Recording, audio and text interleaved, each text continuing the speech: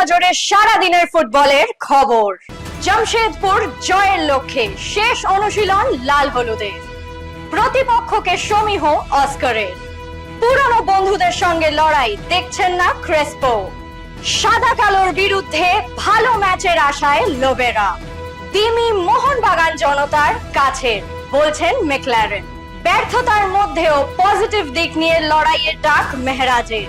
সীমাবদ্ধতা সত্ত্বেও ভালো খেলার আশায় শুভজিৎ। বিহারকে 4 গোল বাংলার, বিহারের বেড়া ভাঙায় খুশি রঞ্জন।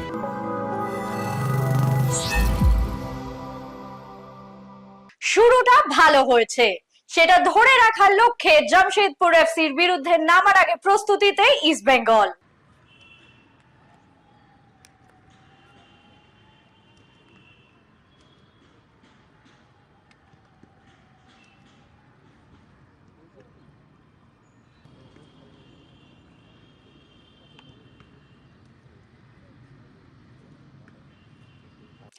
নিজেরা 2 ম্যাচে জয় পেলেও প্রতিপক্ষ হিসেবে জামশেদপুর এফসি কে সমীহ করছেন লাল হলুদ কোচ অস্কার ব্রুজো।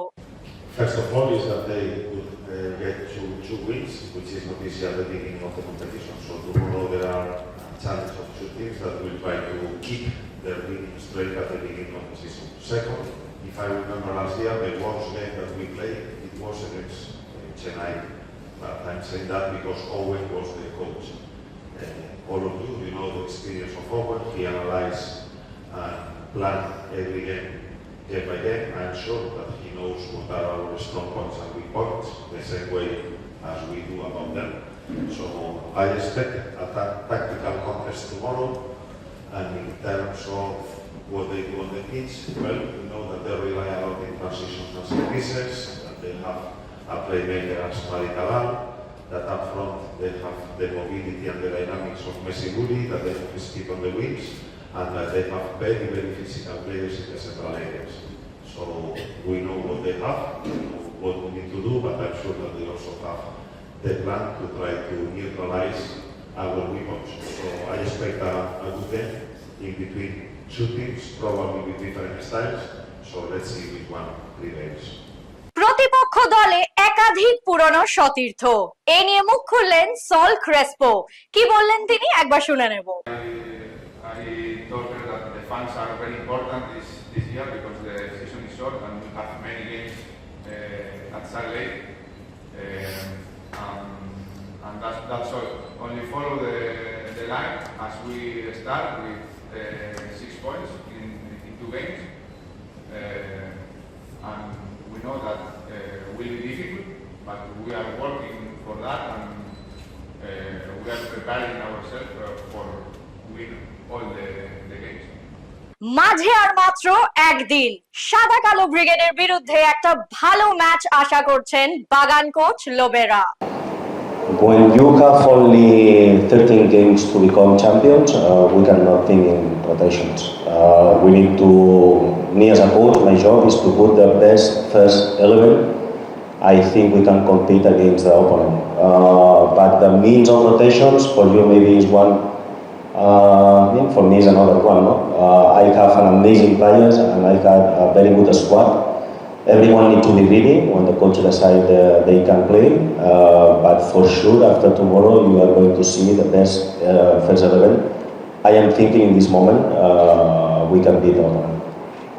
দিমি মোহনবাগান জনতার হৃদয়ের কাছের লোক। লিস্টন মনভীররাও রয়েছেন, কিন্তু দিমির বিষয়টা আলাদা বলছেন McLaren. Yeah, I think me and Dimmy have been talking that it's a bit of a throwback to 2015 when we played together at Brisbane Roar. We scored many goals there and combined very well, and it's funny how we 10 years later are playing in the same team again and finding our confidence, finding our rhythm. You know, you can see, especially my goal last week, you know, Dimmy knew I was there on the penalty spot and he knew that I just had to turn the defender and score, and it's important to have those relationships up top. And like I said, there's only 11 games left and we want to build on that, and obviously we've got some fantastic other attacking players, you know, Jason, Robbie, Manveer, Liston will combine with goals this year as well. So it's not just about me and Dimmy, and I want to make that very clear, but yeah, we've obviously got a connection that goes on beyond the generation. নিজেদের ব্যর্থতার মধ্যেও কিছু positive দিক খুঁজে পেয়েছেন সাদা কালো coach Mehraj Uddin. সেই পজিটিভ দিক নিয়েই মোহনবাগানের বিরুদ্ধে নামতে চান তিনি। सीज़न काफ़ी चैलेंजिंग रहा है स्टार्टिंग से ही, क्योंकि प्री सीज़न भी हमने बहुत कम टाइम पे किया है और इस साल हम लोग इंडियन स्क्वाड लेके खेल रहे हैं, जो हम बार बार बता रहे हैं। और we have to understand one thing कि ये ओवरनाइट प्रोसेस नहीं है, इसको टाइम लगता है प्लेयर्स को एक साथ जेल करने के लिए, team combination, fitness. I think हम लोग एक अच्छे जोन में आ गए हैं अभी। Players are working very hard in training sessions, in the games also. अगर आप लास्ट मैच देखो तो ओबियसली हमने कुछ मैच हारा है, लेकिन बहुत सारे पॉजिटिव्स थे लास्ट मैच में। अगर आप देखोगे जमशेदपुर के अगेंस्ट में काफ़ी ज़्यादा पॉजिटिव्स थे, और इन पॉजिटिव्स को लेकर हम लोग काम कर रहे हैं। ओबियसली जहाँ पे हमने मिस्टेक्स किए हैं, जहाँ पे हमने गोल्स कंसीड किए हैं, और उन पर हमने ट्रेनिंग में वर्कआउट किया है। तो we are looking forward to have a good game against Mohun Bagan on 28। Obviously एक अच्छा साइड है, अभी फॉर्म में भी अच्छा है। हमारे लिए काफ़ी चैलेंजिंग होगा, but I think we are ready to put a good fight against the একদিকে বিদেশি ফুটবলের সমৃদ্ধ শক্তিশালী মোহনবাগান, সঙ্গে এই ম্যাচের ইতিহাস, সব কথা মাথায় রেখেই মাঠে নামতে চান সাদা কালো দুর্গের শেষ প্রহরী শুভজিৎ ভট্টাচার্য।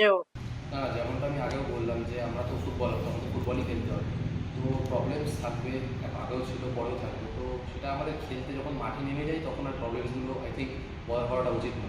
যখন আমরা ট্রেনিং করি তখন আমরা ফুল দিই, যখন আমরা ম্যাচ খেলি তখন আমরা ফুল দিই। আর অফকোর্স একটা ডার্বি, আমরা যখন একটা ফ্যান বেস একটা ক্লাবের জন্য খেলছি, তো অফকোর্স তাদের ভিতরে একটা ইমোশন আমাদের মধ্যে সেটা চলে। তো এটা একটা অনেক বড় ম্যাচ আর হিস্টোরিক্যাল ম্যাচ, তো সেটা অফকোর্স আমরা সেইভাবেই খেলার চেষ্টা করবো। এবং হ্যাঁ, তাদের ভালো টিম, ভালো ফর্মে আছে, ভালো খেলছে ওরা, সেটা অফকোর্স আমাদের একটা চ্যালেঞ্জিং।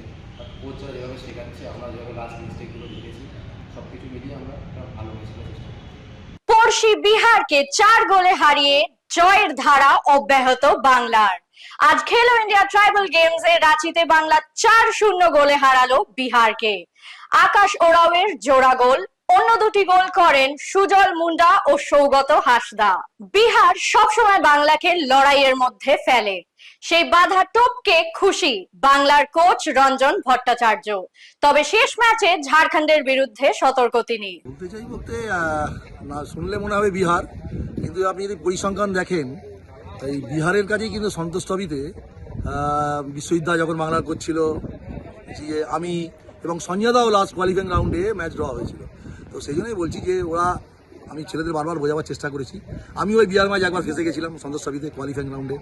হ্যাঁ, তো আমি পূর্ব অভিজ্ঞতা আমি ছেলেদের কাছে এগুলো শেয়ার করেছি যে সন্তোষ ট্রফিতে বিহারকে যে আমরা কোয়ালিফাইং রাউন্ডে আমরা খুব আমাদের পরেশান করে দেয়। আমরা যাই হোক, আমাদের একটা গাঁট। তো যাই হোক, আপনারা যারাই শুনছেন কীভাবে নেবেন জানি না, কিছু কিছু ম্যাচ থাকে যে কী বলে আপনার সহজ হয় না, সহজ ম্যাচ অথচ কঠিন হয়ে যায়। বিহার হচ্ছে সেরকম একটা সন্তোষ ট্রফিতে ম্যাচ।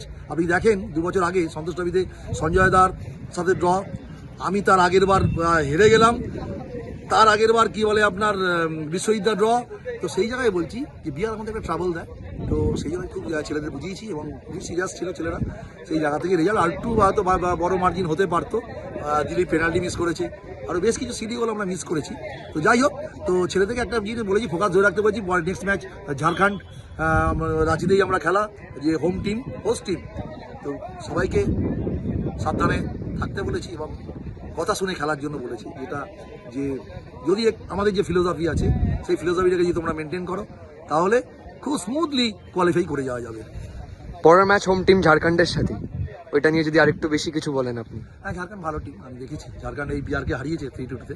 তো ঝাড়খণ্ডের 6 পয়েন্ট, ঝাড়খণ্ডে 3 খেলে আপাতত 2 খেলেছে। আজকে ওরা বিকালে খেলবে, 2 খেলে 3 পয়েন্ট। হ্যাঁ, তো আমাদের সাথে ওদের 4th ম্যাচ। তো সেখানে কি বলে ছেলেরা খুব সিরিয়াস, আমরা আশাবাদী ঝাড়খণ্ড ম্যাচ জিতেই কি বলে আমরা ভালোভাবে কোয়ালিফাই করব। মগজে শান দিন, কারণ সময়টা এখন মগজাস্ত্রের। গতকালের প্রশ্নের উত্তর হলো 1957 সালে দিল্লিতে। উত্তর দিয়েছেন ইউটিউবে কৌশিক চক্রবর্তী, আপনাকে অনেক অনেক ধন্যবাদ।